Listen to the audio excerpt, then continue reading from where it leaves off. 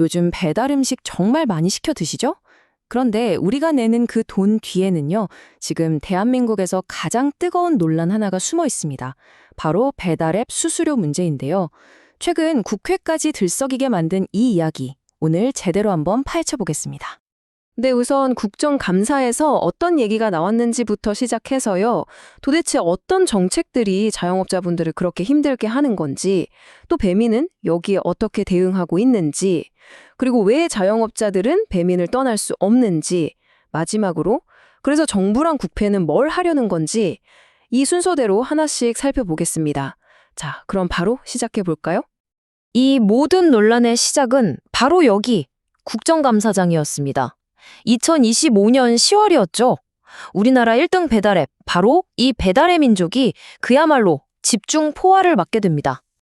이강일 의원이 던진 이 말이 정말 모든 걸 말해주는데요. 이건 그냥 비용 문제가 아니다. 생존의 문제다.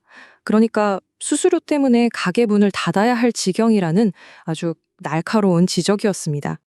자, 그럼 이게 그냥 하는 말이냐? 데이터를 한번 보시죠.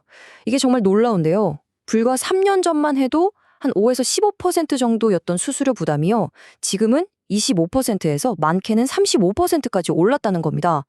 와, 이건 뭐 사실상 3배가 뛴 거죠. 아니, 어떻게 수수료가 이렇게까지 오른 걸까요? 이게 그냥 수수료 몇 퍼센트 인상, 이렇게 단순한 문제가 아니더라고요. 알고 보면 자영업자들 목을 조르는 여러 가지 정책들이 아주 복잡하게 얽혀 있었습니다. 그 첫 번째가 바로 이 최애곡 대우라는 건데요. 말이 좀 어렵죠. 쉽게 말해서 우리 앱에 올리는 가격이 다른 데보다 비싸면 안 돼. 똑같거나 더 싸게 해. 라고 강제하는 거예요. 이러니 사장님들 입장에선 가격을 마음대로 정할 수도 없고 다른 플랫폼에서 할인 행사를 하기도 어려워지는 거죠. 공정위에서도 이건 좀 심한 불공정 행위 아니냐 이렇게 보고 있고요. 그리고 이것도 참 황당한데요. 할인 압박 문제입니다. 국회에서 통화 녹취록까지 공개됐는데 내용이 뭐냐면요. 한 그릇 배달 주문은 20% 할인해달라고 압박을 하면서 그 할인 비용은 전부 사장님한테 떠넘긴 거예요. 더 기가 막힌 건 배민은 수수료를 할인하기 전 원래 가격으로 떼어갔다는 겁니다. 자, 여기서 끝이 아닙니다. 포장 주문, 그러니까 우리가 앱으로 주문하고 직접 가게 가서 찾아오는 거 있잖아요. 원래는 이게 수수료가 없었거든요. 그런데 2025년 4월부터 갑자기 여기에 6.8% 수수료를 받기 시작한 겁니다. 아니, 배달도 안 했는데 수수료를 내라니. 점주들 입장에선 정말 마른 하늘의 날벼락 같은 거죠. 이런 것들이 하나둘씩 쌓이니까 어떻게 됐을까요? 결국 식당 사장님들 주머니가 텅 비게 된 겁니다. 국회 자료를 보면 외식업 평균 영업이익률이 9%까지 떨어졌대요. 10,000원짜리 팔면 인건비, 재료비 다 빼고 900원 남는다는 얘긴데 와, 이러면 정말 생존을 걱정할 수밖에 없겠죠. 물론 배민도 가만히 있지는 않았습니다. 비판이 거세지니까 상생하겠다면서 여러 정책들을 내놨는데요. 글쎄요, 과연 이게 진짜 상생이었을까요? 그 내용을 한번 들여다보겠습니다. 배민이 내놓은 카드는 바로 차등 수수료입니다. 보시면 매출이 낮은 가게는 수수료를 확 깎아주고 매출이 높은 가게는 조금 더 내게 하는 방식이에요. 언뜻 보기엔 굉장히 합리적이죠? 영세 자영업자들을 위한 정책처럼 보입니다. 그런데 말입니다. 과연 정말로 대부분의 사장님들 부담이 줄었을까요? 현장의 목소리는 완전히 다릅니다. 한마디로 생색내기라는 건데요. 왜냐하면 저 가장 낮은 2% 수수료를 적용받는 가게가 거의 없다는 거예요. 심지어 하루 매출이 9만 원밖에 안 되는 가게조차도 가장 높은 7.8% 수수료를 냈다는 사례까지 나왔습니다. 또 뭐 10,000원 이하 주문은 수수료를 안 받겠다고 했는데 그런 주문이 전체의 3분의 1밖에 안 된다는 거죠. 그러니까 혜택 받는 사람이 너무 적다는 겁니다.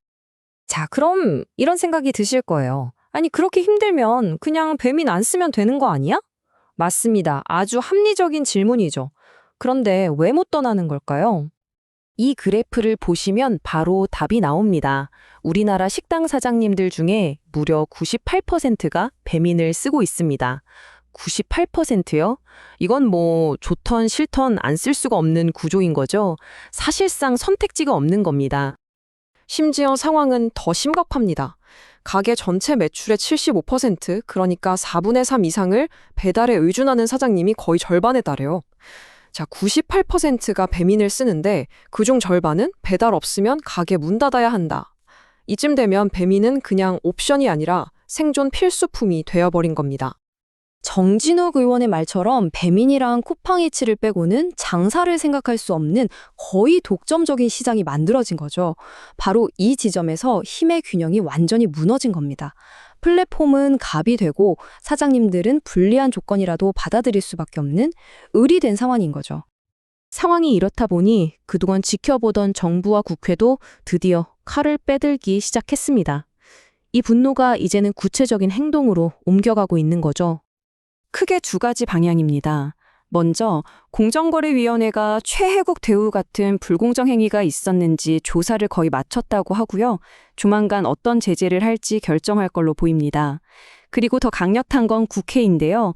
아예 법을 만들어서 수수료를 일정 수준 이상 못 올리게 막는 배달 플랫폼 규제 특별법을 추진하고 있습니다. 결국 이 모든 논란은 하나의 질문으로 돌아옵니다. 플랫폼이 가져온 혁신과 편리함, 물론 중요하죠. 하지만 그 그늘에서 힘들어하는 소상공인들의 생존 문제, 이 둘 사이에서 과연 우리는 어떤 균형점을 찾아야 할까요?